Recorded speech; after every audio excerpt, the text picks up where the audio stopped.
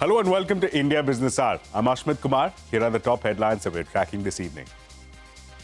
Nifty hits a 52-week high and comes within 30 points of the record high. Sensex gains nearly 500 points. Nifty Bank and Mid-Cap Index hit a record high before giving up some gains in late trade. Global markets rally after Nvidia reports record sales and profit in the third quarter. Growth outlook also beats estimates. Soothe frayed nerves on Wall Street dispels fears over AI valuation, at least for now. TCS partners with private equity giant TPG to pump 18,000 crore rupees into its data center business. TPG will invest over 8,800 crore rupees for a minority stake. TCS will own 51% of the joint venture. United States approves the possible sale of Javelin missiles and Excalibur projectiles to India worth nearly $93 million. This comes just days after India signed a deal to buy cooking gas from the US, accounting for 10% of LPG imports in 2026. M&M targets organic growth of 15 to 40% across businesses till 2030. Aims to be the world's fastest growing SUV brand and the top light commercial vehicle brand. Mahindra Holidays invests 1,000 crore rupees to foray into leisure hospitality. Starbucks CEO Brian Niccol says that India sits at the heart of their global strategy as it proves its 500th store in the country in partnership with the Tatas. Highlights that US tariffs have not impacted sourcing as India has a localized supply chain. That's an exclusive. Supreme Court refuses to prescribe timelines for governors and the President of India to clear bills passed by state assemblies. Signals limited judicial scrutiny for prolonged and unexplained and indefinite delays in granting assent to bills. मैं नीतीश कुमार सत्यनिष्ठा से प्रतिज्ञान करता हूं JDU Supremo Nitish Kumar takes oath as the Chief Minister of Bihar for the 10th time after NDA's landslide victory. 26 other MLAs, including Deputy Chief Minister Samrat Chaudhary and Vijay Kumar Sinha, sworn in as well. Prime Minister Modi, Home Minister Shah and top NDA leaders attend the ceremony. Any peace plan on Ukraine must take Europe and Kyiv on board, says EU officials. This after US and Russian officials draft a peace plan which will require Ukraine to give up some territory and downsize its military. 28 people were killed in Ukraine after Russian strikes yesterday. At least 33 killed in Gaza in 24 hours in Israel's latest violation of the US brokered ceasefire. Dozens injured as per Gaza's media office. Over 280 have been killed and more than 650 injured in nearly 400 Israeli violations since October 10th ceasefire.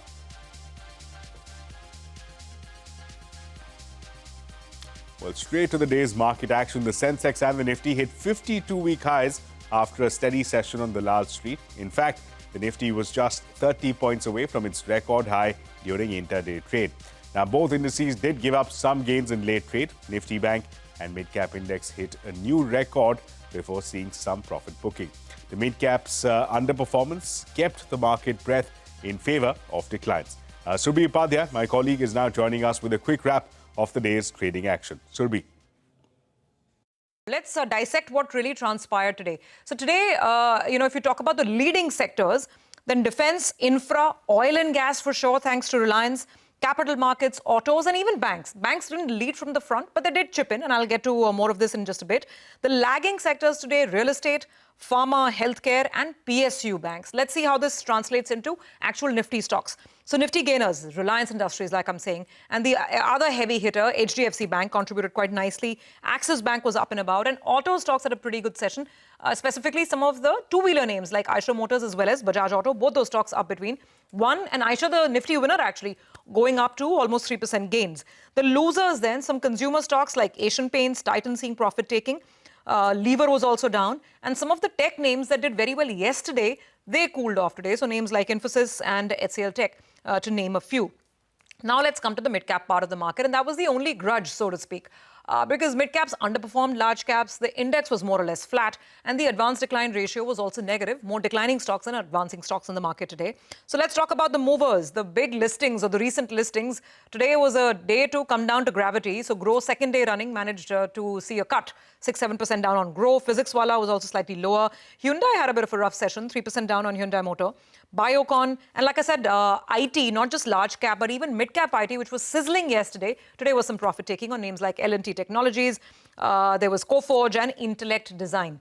Let's talk about the gainers on the upside. Today, Mahindra, the group had its investor day. So some of those group stocks were really surging. M&M Financial, for instance, 4-5% higher. Mahindra Holidays, which is also getting into the leisure and hospitality space now. That stock was up about 3.5% as well. Beyond that, there was Radico, Khaitan, Network surging thanks to the strong performance from Nvidia. And then some other names like Canada, Robeco, AMC, 9% higher on this one. And even IEX had a good session, 4% up. Right, Surbhi, thanks for that. Now, meanwhile, global markets are upbeat after chip maker Nvidia quelled fears of an AI spending bubble with a strong third quarter performance. Net income rose by 65%, riding on the back of a 66% year-on-year increase in its crucial business data center sales. The world's most valuable company's guidance for fourth quarter sales was also stronger than what the street had factored in. Hurmas Fatakia joining us now with more. Now, we all know Nvidia's results were a beat on expectations, but that's not it. Here's a bigger picture. Now, for the first 9 months of the year, Nvidia has reported sales of close to $150 billion, profits of close to $80 billion, and for the fourth quarter, it has made a projection of $65 billion in sales, despite the issues in China. Now, if this guidance holds, the company could well end the year with sales of over $200 billion and profits in excess of $100 billion. But how big is too big? Here are some illustrations to show how big Nvidia actually is. For the first 9 months of this fiscal, Nvidia's profit is $77 billion. Now compare that to the sales reported by its closest competitors, Intel and AMD, for the same time frame. That is close to $60 billion. This shows that Nvidia is earning more than two of its closest rivals put together are managing to sell. Now that is some statement. Now, more than the results, the global markets are also breathing a sigh of relief from Jensen Huang's remarks. He mentioned on the earnings call about the AI bubble, saying that from their vantage point, they see something very different. And when the CEO of the world's largest AI chip supplier says all is well, the market surely takes note of it. Nvidia recently hit $5 trillion in market cap. You heard that right, $5 trillion. Now, the journey from 4 trillion to 5 trillion happened very quickly. It took only 79 trading sessions. We hit 2 trillion in Feb of 24, went to 3 trillion in June of 24. Then we had a bit of a sell-off. Then we hit 4 trillion in July of this year. And then we hit $5 trillion very recently. Now, the last time when the stock had hit $4 trillion, we tried analyzing what if Nvidia was a country. Today, we tell you what if Nvidia was a stock market on its own. After a brief post-listings, post-5 trillion slump, the market cap is now below that $5 trillion mark. But even at 4.5 trillion, Nvidia is only smaller than the stock markets of China, Japan, Hong Kong, India, and of course, the United States. Right, Hurmas, thanks so much for putting those numbers in context for us. Now, moving ahead, Walmart's third quarter performance has beaten expectations as its e-commerce vertical posted 27% growth year-on-year. Revenue grew 5.8%, while comparable sales increased by 4.5%. The retail giant said it drew more shoppers across incomes, but also saw some temporary slowness when the US government paused food stamp benefits. Walmart also raised its full-year sales and earnings forecast for the second quarter in a row. And the United States approved the possible sale of Javelin missiles and Excalibur projectiles worth nearly $93 million to India. The Excalibur deal is for $47 million and the Javelin deal is for $46 million. The US said that the package includes 216 Excalibur artillery rounds and 100 FGM-148 Javelin missiles. This comes after India signed a deal to buy cooking gas, indicating a potential easing of trade tensions. Now back home, the Mahindra Group hosted its annual Investor Day. The conglomerate is targeting organic growth of 15 to 40% across businesses till 2030. The group aims to be the world's fastest growing SUV brand and the top light commercial vehicle brand as well. Mahindra Holidays is meanwhile foraying into leisure hospitality by creating a wholly owned subsidiary with an investment of 1,000 crore rupees. CNBC-TV18 spoke to the CEOs of all Mahindra Group companies, and the special show will be broadcast at 6:30 a.m. tomorrow.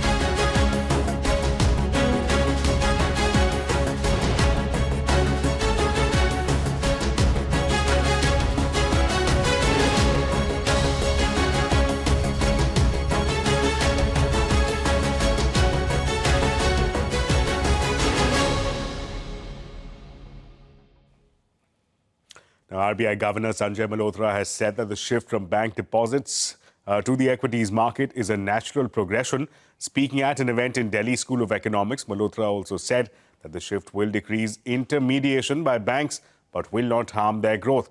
The RBI Governor also said that the central bank does not have a number on how many big banks are needed.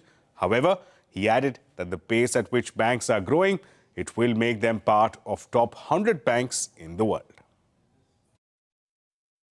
The shift that is happening from bank deposits towards other money markets or mutual funds, equities, etc. Now, see, this is quite natural as our country progresses, and this is something which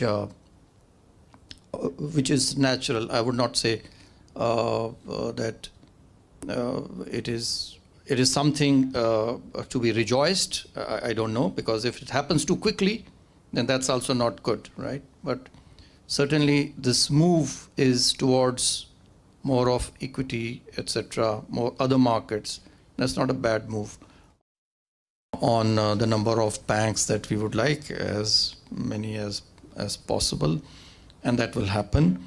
That will happen as our banks grow, as our economy grows, which has been growing at this pace. And there are many banks in the public sector area, even in the public sector space, in private sector. The pace at which they are growing, I think it's only a matter of time that we will have a number of banks, quite a few banks, in the top 100 banks of the world. Well, representatives from the tourism and hospitality sector are met with the Finance Minister Nirmala Sitharaman for pre-budget consultations. Sources say that the sector has sought industry status, which has been a long-pending budget demand. They have also sought clarity on GST treatment, especially on how rates apply to room tariffs amidst dynamic pricing. Single window clearance system for the hospitality sector is also one of their key demands. Now, the Adani Group has received approval from the Committee of Creditors of Jaiprakash Associates after lenders voted in favour of its resolution offer. The plan now requires approval from the National Company Law Tribunal's Allahabad bench and other regulatory authorities. Sources have told CNBC-TV18 that Adani's offer of a higher upfront payment is tipped to have tipped the scales in its favour. The group offered 13,500 crore rupees for the takeover. And manufacturing firm Supreme Industries said that GST authorities carried out searches and inspection proceedings at 3 of its locations. The inquiry covers the firm's account details, tax payments, and insurance data. Supreme Industries said that it does not expect the outcome of the proceedings to have any material impact on its business. And the Enforcement Directorate has attached fresh assets worth 1,400 crore rupees in its money laundering probe involving Anil Ambani's Reliance Group. The latest order has been issued under the Prevention of Money Laundering Act and covers assets across multiple locations. The probe agency had earlier attached properties worth 7,500 crore rupees in this case. Well, Starbucks CEO Brian Niccol has said that India is one of its fastest growing markets as it gears up to open its 500th store in the country. In an exclusive conversation with CNBC-TV18, Nikul outlined their India growth plans. He said that they were in India to build a coffee culture for the long term. Starbucks runs its India operations through a 50-50 joint venture with Tata Consumer Products. Manglam Malu now joins us. Manglu, tell us what's brewing at Starbucks here in India. Indeed, it was a written interview that Brand Nikol had given to CNBC-TV18 and spoke on a whole host of factors. Let's start with India. On India, he said that, India is one of their fastest growing international markets and they remain committed to growing their portfolio here. In fact, they're soon opening their 500th coffee house in India, which will offer their second Starbucks Reserve coffee experience in the market, catering to India's growing community of coffee enthusiasts. Over time, they will look at expanding the Reserve portfolio as well as the coffee house formats. In fact, on the partnership with the Tatas, they said that they're proud of this. And, the success that they've had with the Tatas in India, it's a key partnership for them as well. Over a decade, they've closely worked with them to expand and elevate India's coffee industry and build a strong coffee culture. As they continue to grow together, the focus will be to continue to create this differentiated and elevated coffee-first experience for the customers. But more importantly, on the business front, how have US tariffs affected sourcing from India? Brand Nikol said there has been no impact. In fact, coffee in India is sourced and roasted in India, and India is a localized supply chain with most ingredients sourced from India itself. The question on what is India's role and significance in Starbucks' overall global strategy, the answer was very clear. India is a key part of their global Back to Starbucks plan, where they're here to invest, share and grow with India, building India's coffee culture for the long term. As part of this strategy, they're reaffirming their long-term commitment to the market, to the farmers, to customers, to coffee culture and to India's future. But beyond India, on China and other markets, he said that the recent made joint venture in China was about accelerating growth there and not fixing any problem there. In fact, the team in China continues to drive demand in a competitive marketplace, delivering consecutive quarters of positive comps and continued store growth. For them to succeed in each market, they must show up with their global scale and local relevancy, ensuring that every coffee house that they operate in delivers a great experience for the customers and their partners. Right, Manglam, thanks so much for the latest brew on Starbucks. Now, TCS has partnered with private equity giant TPG to pump 18,000 crore rupees into its data center business. TPG will invest over 8,800 crore rupees for a minority stake. TCS, meanwhile, will own 51% of the joint venture. Rachna Dhanrajani has more details. Rachna, tell us, what are you picking out about this latest partnership? It is a $2 billion partnership between TCS and TPG Terabyte for AI data center arm Hypervolt. And it could be the most ambitious bet in building India's next-gen AI infrastructure.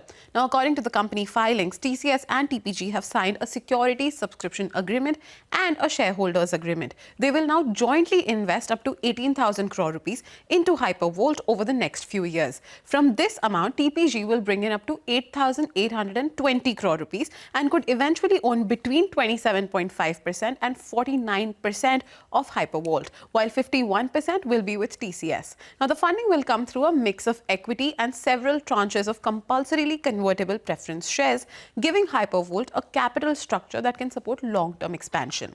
TCS has also said that Hypervolt will be the company's main platform for all data center operations. This includes large AI-focused facilities built for high-density computing, liquid cooling, and very low-latency networks. TCS will keep majority control on the Hypervolt board as well.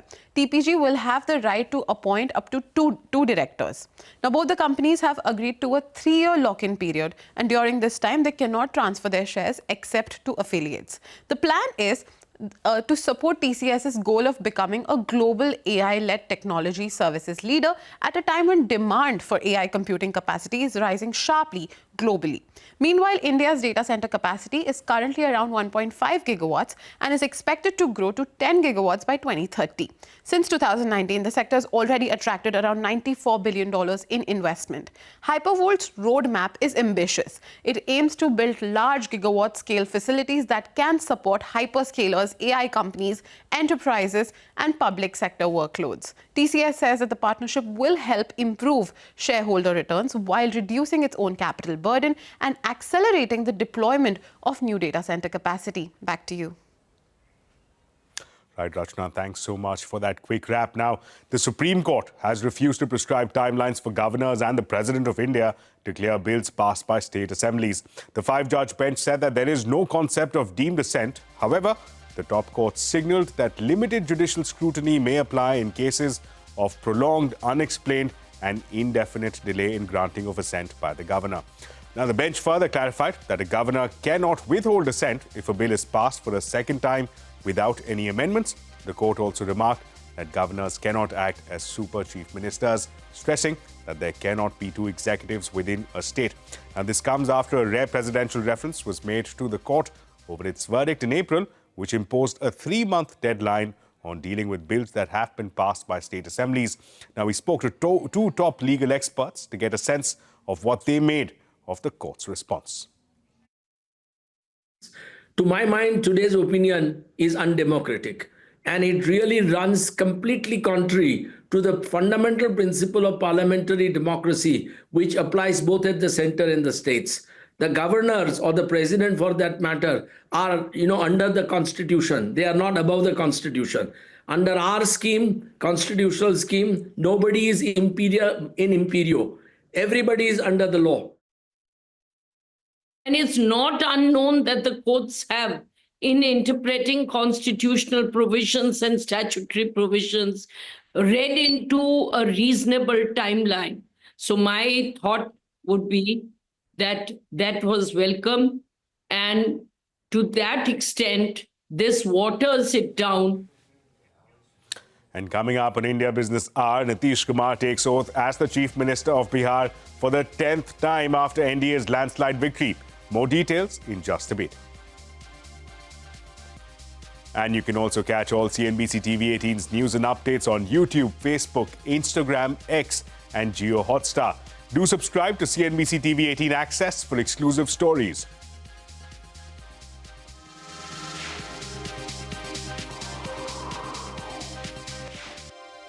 You are watching India Business Hour.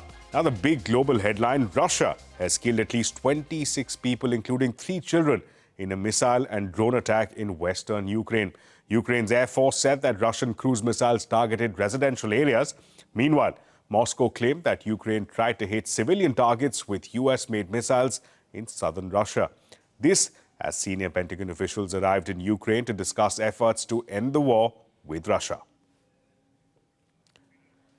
And the Israeli army has killed at least 34 Palestinians in a wave of attacks on the Gaza Strip in the last 24 hours alone.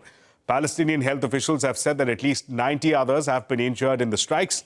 Israel has reportedly killed 312 people in the enclave since the United States brokered ceasefire that came into effect last month.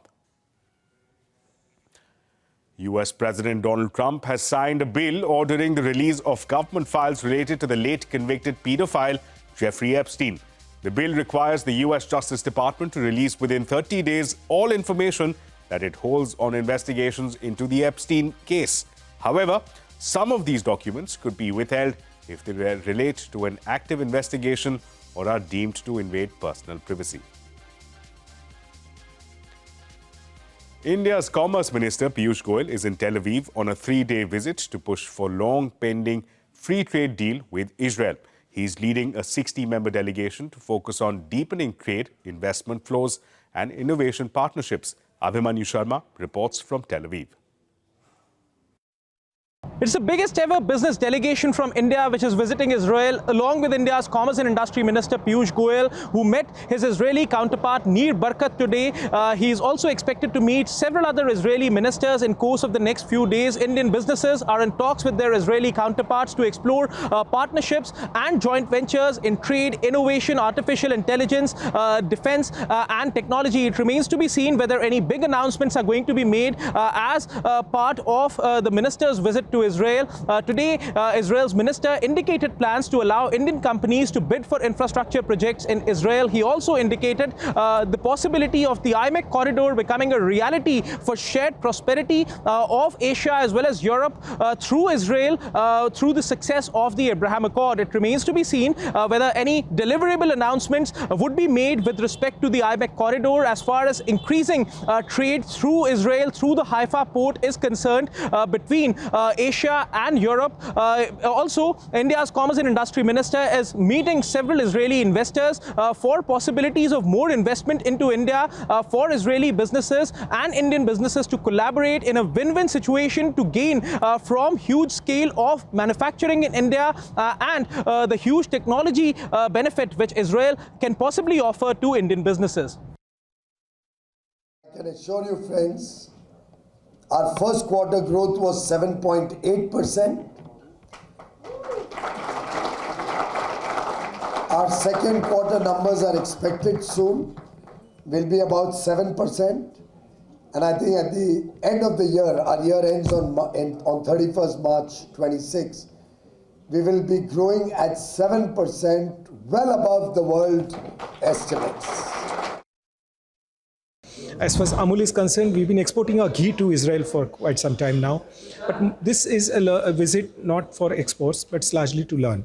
I mean, Israel has cutting-edge technology as far as the breeding is concerned, feeding practices are concerned, agriculture technologies are concerned, irrigation is concerned, micro-irrigation is concerned. And all this, if we are able to translate for the benefit of our smallholders in Gujarat and India through the cooperative model, I think it will bring in a good benefit for them.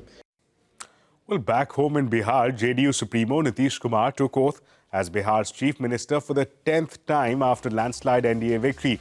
The 74-year-old is now India's 8th longest-serving Chief Minister. 26 legislators, including Deputy Chief Minister Samrat Chaudhary and Vijay Sinha, took oath as well. A majority of the MLAs who took oath along with Nitish were from the BJP. Prime Minister Narendra Modi, Home Minister Amit Shah and top NDA leaders attended the oath-taking ceremony. And this was done at Patna's Gandhi Maidan.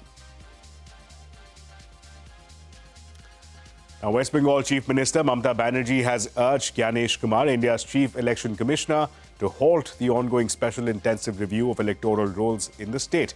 In a letter to the CEC, the Chief Minister flagged that the process has been forced upon officials in an unplanned and a chaotic manner. She said that critical gaps in training and lack of clarity on mandatory documents have made the exercise structurally unsound. The Kashmir Times Jammu office was raided by the State Police's Special Investigation Agency as a part of an ongoing probe into a terror module. The search was carried out following allegations that the publication was involved in anti-national activities. In a statement, the newspaper's editor said that unfounded allegations against them are designed to intimidate and silence them. It's a wrap on this edition of India Business Hour. Thank you so much for watching. News and updates will continue right here on CNBC-TV18.